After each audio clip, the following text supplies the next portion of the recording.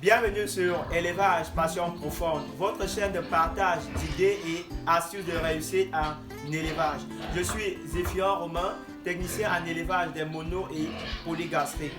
C'est un plaisir de vous retrouver dans cette nouvelle vidéo. Nous allons échanger sur la reproduction en élevage de porc. Vous l'avez certainement constaté, cette chaîne n'a pas eu de contenu depuis un bon bout, tout simplement parce que j'ai été coupé des réseaux sociaux pour des raisons professionnelles.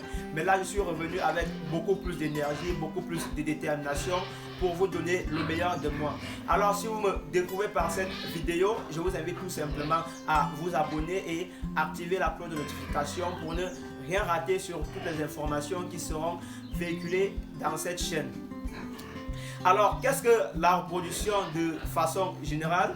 La reproduction est le phénomène par lequel chaque espèce perpétue son existence. En élevage de porc, la reproduction et la production sont des fonctions essentielles car il y va de la rentabilité de votre élevage.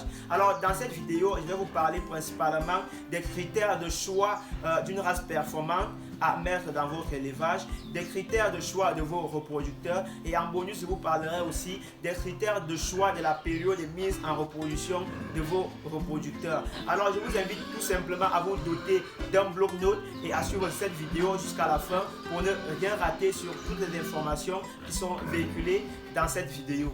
Alors, la porciculture est un domaine particulièrement rentable, surtout pour les éleveurs qui décident de se lancer dans le système naisseur et engraisseur. Alors, l'objectif de tout éleveur qui se lance dans le système de reproduction est d'obtenir le maximum de porcelets possible par portée, surtout des porcelets vigoureux et bien portants à chaque portée et d'avoir vraiment au sevrage le maximum de porcelets possible. Alors, pour pouvoir valoriser ce système, il est important de porter son attention sur différents paramètres. Déjà, important de porter son attention sur les critères de choix de votre race. Il est important de porter son attention sur les critères de choix de vos reproducteurs et il est important de porter son attention sur les critères de choix de la période de mise en reproduction. Alors, pour vous aider à mieux comprendre ce système de reproduction, je vais commencer par vous parler du critère de choix des races performantes. Alors, qu'est-ce qu'une race performante? En porciculture, une race performante est une race qui est économiquement rentable. En d'autres termes, c'est une race qui vous permet de gagner de l'argent en très peu de temps. Alors, pour faire le choix d'une race performante, vous devez vous renseigner sur les génotypes de ses parents. Alors, vous avez par exemple une truie qui, en une portée, vous donne des porcelets vigoureux et sains, et qui conduit ces porcelets jusqu'au sevrage en très bonne santé et en très bon état physique. Alors, votre choix doit porter sur la descendance de ce style de truie. Alors, pour vous aider à mieux comprendre l'importance du critère de choix d'une race performante, je vais vous prendre quelques exemples. Nous avons deux truies.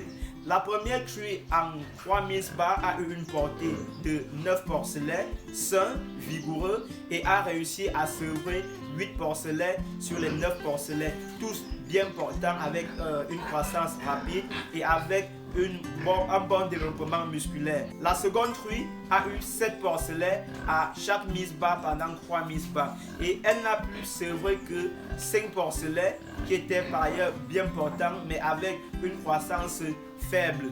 Alors, votre choix doit porter logiquement sur les sujets de la première truie qui a eu 9 porcelets et qui a pu sevrer ces 8 porcelets et dont les porcelets ont une croissance rapide avec un développement musculaire accéléré.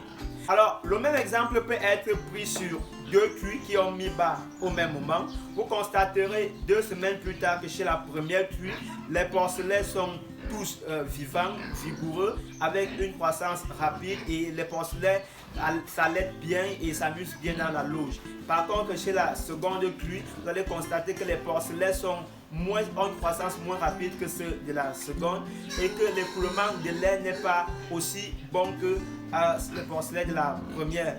Alors, votre choix, logiquement, doit porter chez la truie qui s'occupe bien de ses porcelets et dont les porcelets ont une croissance rapide. On peut aussi ajouter une observation pareille chez deux truies qui ont mis bas au même moment et une est plus douce, est plus calme et prend bien soin de ses petits, elle ne les écrase pas, elle ne les frustre pas, et elle ne les empêche pas de s'allaiter de façon régulière. Et chez la deuxième crue, vous allez constater que malgré qu'elle a eu une bonne portée, mais elle est turbulente, elle s'agite beaucoup dans la loge, elle écrase ses petits à longueur de journée. Alors forcément, votre choix doit logiquement porter chez la crue qui s'occupe bien de ses porcelets et qui évite de les écraser au maximum. Nous avons plusieurs paramètres qui nous permettent de distinguer une race performante d'une autre.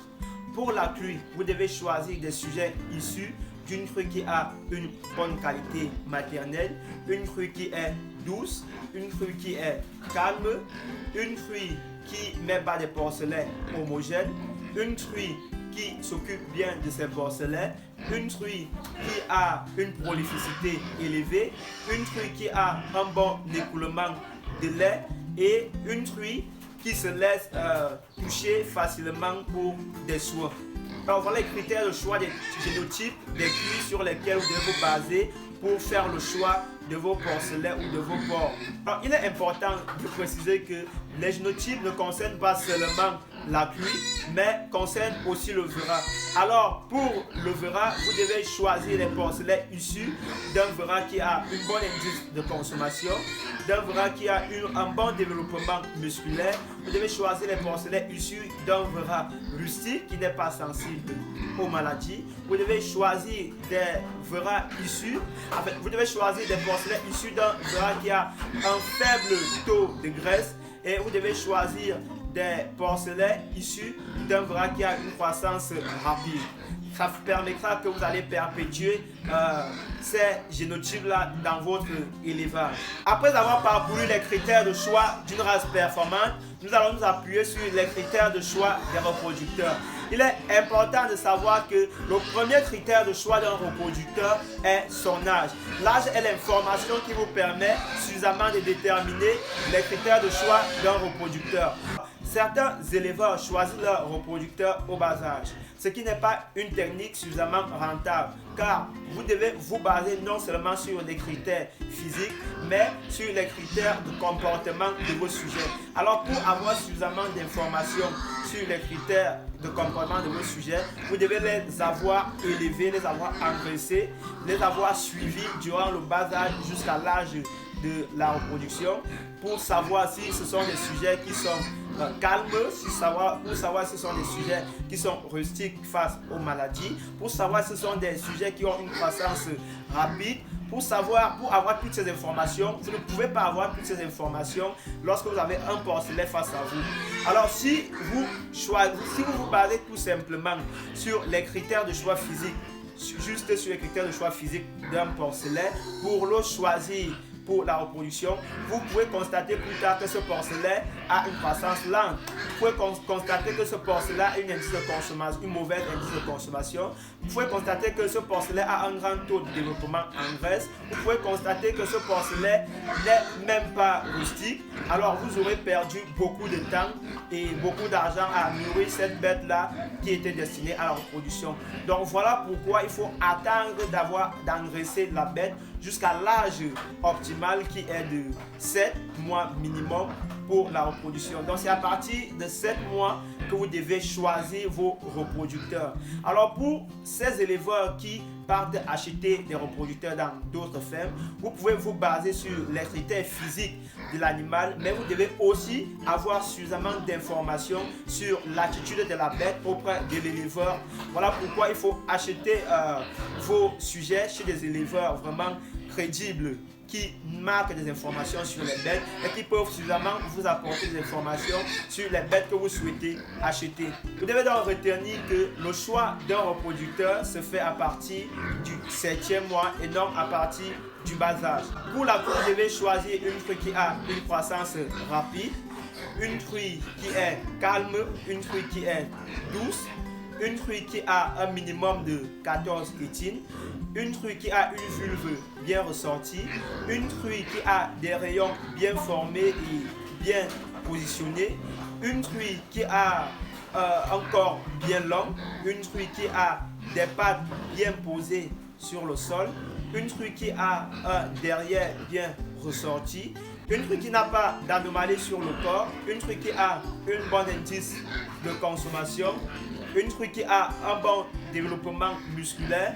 Et pour les verras, vous devez choisir des verras qui n'ont pas d'handicap, qui ont aussi une croissance rapide, qui ont un minimum de 14 tétines, qui ont la verge bien ressortie, qui ont des testicules bien formés, qui ont un bon indice de consommation, qui ont un développement musculaire rapide, qui ont moins de graisse et qui sont suffisamment rustiques et suffisamment forts pour la reproduction. Alors, vous l'aurez compris, le choix des reproducteurs n'est pas un sujet hasardeux. Il faut bien s'outiller pour choisir ces reproducteurs, car vos reproducteurs dépendent de la qualité de votre élevage. Si vous arrivez de choisir des mauvais reproducteurs, il en va de la qualité, de la rentabilité de votre élevage. Il en va de la crédibilité de votre élevage. Parce que des personnes qui viendront acheter les sujets chez vous et qui auront des mauvais rendements ne viendront plus.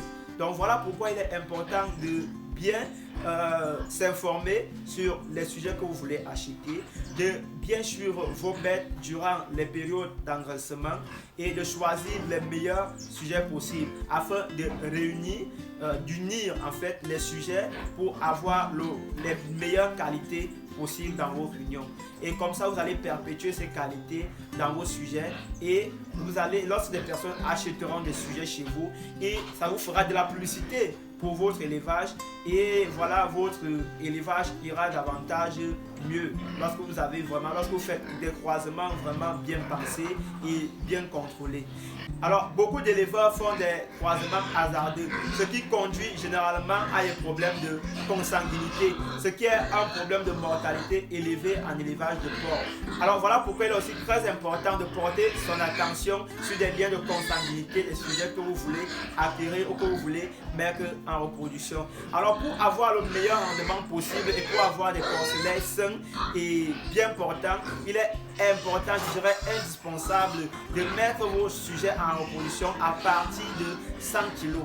Pour les éleveurs qui mettent leurs sujets en reproduction à partir de 100 kg, vous ne pouvez qu'avoir une portée moyenne de 11 porcelets et vous aurez un sauvage, une moyenne de 10 porcelets bien portants avec une croissance rapide, avec un bon développement musculaire, avec une bonne indice de consommation, et vous gagnerez aussi à avoir des crues qui vont bien allaiter vos sujets, qui vont bien faire couler du lait à vos sujets et qui vont toujours gagner en croissance. Alors, lorsque vous croisez vos sujets avant l'âge de 100 kg ou avant le 8e mois, vous perdez parce que vous aurez des porcelets, certes, vous aurez des porcelets, mais vous n'aurez pas des porcelets sains, vous n'aurez pas des porcelets rustiques, vous n'aurez pas des porcelets avec une très bonne croissance et ça vous fera toujours une mauvaise publicité.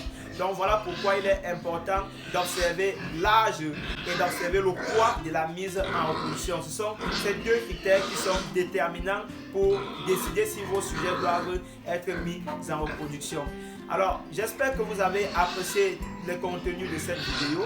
J'espère que désormais vous saurez quels sont les critères de choix de vos reproducteurs, comment choisir une race performante et quelle est la période idéale pour mettre vos sujets en reproduction. Alors, n'hésitez pas à me laisser un gros pouce bleu pour m'encourager et à partager cette vidéo afin de faire profiter votre entourage. Alors, si vous souhaitez vous lancer en porciculture, ce que je vous recommande d'ailleurs, est que vous avez besoin des reproducteurs, que ce soit des porcelets ou que ce soit des crues prêtes à croiser, vous pouvez tout simplement me contacter. Vous trouverez mon numéro ou mon contact sur la description de cette vidéo. Vous avez besoin d'un business plan, vous avez besoin de conseils, vous avez besoin d'une observation ou d'un suivi en élevage ou en porciculture précisément. N'hésitez surtout pas à cliquer sur le lien que vous découvrirez sur la description de cette vidéo.